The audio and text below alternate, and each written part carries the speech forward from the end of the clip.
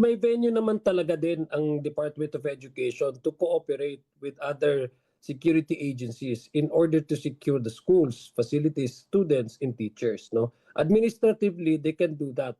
Kaya nga sinasabi ko kanina, um, may way to also to equip also Department of Education in beefing up their security.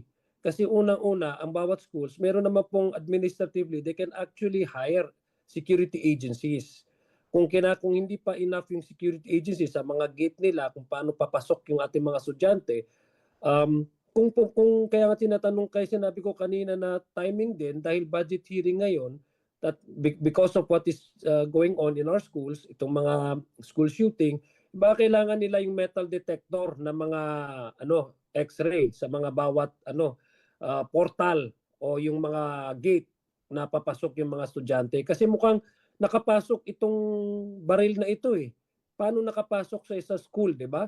So ibig sabihin, medyo may loose yung security nila doon sa particular school na yon. Kaya nga mas maganda na naging itong usapin na ito na timing dahil sa budget hearing, tatanungin natin kung meron bang enough na budget itong per division, per schools division para maglagay ng mga metal detectors sa bawat gate nitong mga eskwelahan nito para hindi may pasok yung mga ganitong barel, no, na madidetect na from the start. No, that's one way of beefing up the security. Pwede naman yung gawin yon without, sabi nga ni Attorney Jay, and I agree with her, completely agree with her, you don't need confidential funds to infiltrate local, kasi yung confidential funds is to get the informants by purchase of information or reward, no, to actually it's a community infiltration mechanism para buwagin kung ano man yung mga violent extremists diyan, mga radicals diyan, or mga lawless elements, no. This is the purpose of the confidential funds, to provide information, no, na kinakailangan. Pero it can also be dealt with directly by the agency itself, no. Mayroon namang capacity to cooperate with the our security sector. Ngayon na itong specific na nangyari po sa Zamboanga City, this is already a police matter. Pag-iimbestigahan po nila ito. Pero ang gusto natin is prevention.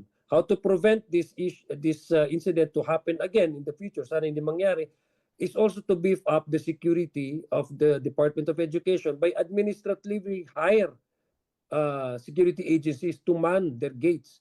And kung kinakailangan, magbili ng metal detectors, especially doon sa mga eskwelahan kung saan nangyari itong insidente na to. Now, going back to the confidential funds, you have to tie it up also with the particular expenses covering the confidential funds of the Vice President in the first and the last quarter of 2022, 2023, first quarter and up to third quarter of 2023. So mukhang you have to compartmentalize the issue para hindi po ma-mix up itong pinag-uusapan natin sa ngayon na school incident, no.